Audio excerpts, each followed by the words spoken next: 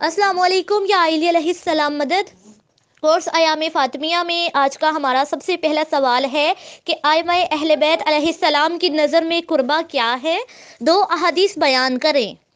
आइमा जो है मासूमीन अलैहिस्सलाम, उन्होंने अपनी बहसों और मुनाजरों में पेश किया है कि उन्होंने मकसद व मुराद कुर्बा पर कामिल रोशनी डाली है। उन्होंने इरशाद फरमाया है कि रवायात में मिलता है, इमाम अली अलैहिस्सलाम से रिवायत है कि सूरह शुरा में हमारे ख़ानदान के बारे में आयत है। इस आयत का मफ़हूम ये है कि हर बाईमान शख्स पर वाजिब है कि वो हमसे मोहब्बत व मवद्दत रखे।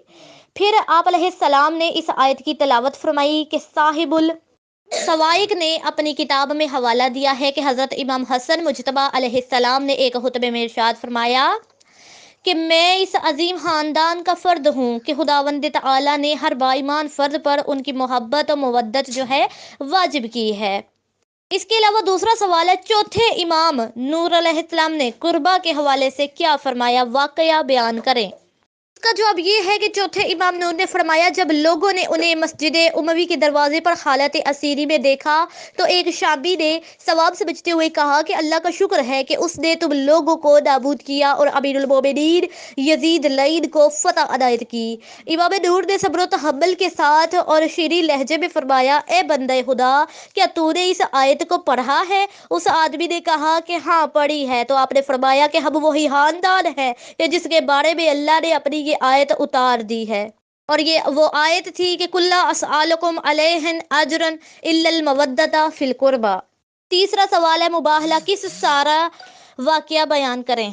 मुबाहिला का वाक़या ये है कि जैसा कि कुरान मजीद में आया कि आप कह दें कि आओ हम अपने बेटों को बुलाते हैं, तुम अपने बेटों को बुलाओ, हम अपनी औरतों को बुलाते हैं, तुम अपनी औरतों को बुलाओ, और हम अपने नफ्सों को बुलाते हैं और तुम अपने नफ्सों को बुलाओ। फिर दोनों फरीक अल्लाह से दुआ करेंगे कि जो झूठा है उस पर अल्लाह की लानत हो।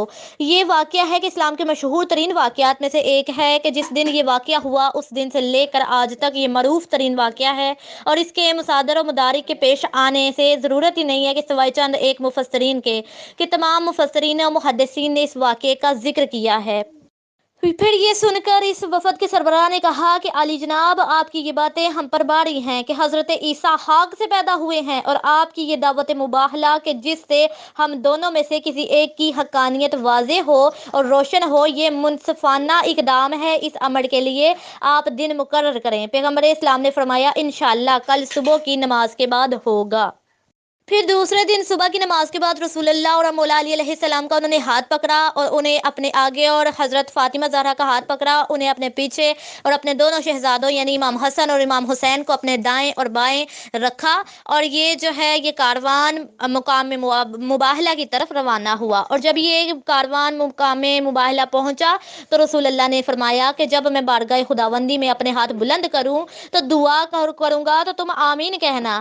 आपने अपने जानो मुबारक ज़मीन पर रखे और मुबाहले के लिए तैयार हो गए। नजरान के ईसाइयों ने इस नूरानी चेहरे पर निगाह की। उनमें से हर एक के चेहरे पर रूहानियत और मानवियत के असर नजर आए। सभी हैरान परेशान और नादम होकर रह गए कि एक दूसरे से कहने लगे कि खुदा की कसम ये नबी है। अगर उन्होंने बारगाह खुदावंदी में दुआ के लिए हाथ उठा दिए तो खुदावंद ताला हर सूरत में उनकी दुआ कबूल कर लेगा। हम तबाह बर्बाद होकर रह जाएंगे। हमारी निजात सिर्फ इसी चीज़ में है कि हम इन्हें कबूल कर लें। तो नजरान का जो एक बहुत बड़ा था, उसने कहा कि ए ईसा के पैरोकार, होश से काम लीजिए। मैं जिन चेहरों को पैगंबर के साथ देख रहा हूँ, अगर वो खुदावंद बारगाह की दुआ कर लेते हैं, या ये पहाड़ भी फिजाओं में उड़ते हुए हमें नजर आएंगे। इन बुजुर्गवारों और पाको पकीज़ा लोगों को मुबाहला इनके साथ ना करो, वरना जो है अबदी हलाकत तुम्हारा मुकद्दर हो जाएगी, और क़यामत तक नुसरानी हमेशा हमेशा के लिए मिट जाएंगे और उनकी नस्ल बर्बाद हो जाएगी। आखिरकार फिर नजरान का जो एक आली मर्तबत लोग है, उन्होंने क्या किया कि उन्होंने तवाज़ुन इनकिसारी के साथ रहबर तौहीद हुर्मत के साथ वो जो है दोजाना होकर बैठ गए और उनकी दरख्वास्त पेश की कि मुबाहिला ना किया जाए। और फिर रसूल खुदा ने अपनी बुजुर्गवारी से उनकी दरख्वास्त को कबूल किया। लेकिन फिर आपने फरमाया कि इस ज़ात की कसम जिसने मुझे हक पर मबूस किया है, अगर मुबाहिला होता तो अल्लाह रूह ज़मीन के तमाम नुसरानियों को हलाक कर देता और कोई भी बाकी ना बचता, बल्कि सभी के सभी हलाक और बर्बाद हो जाते।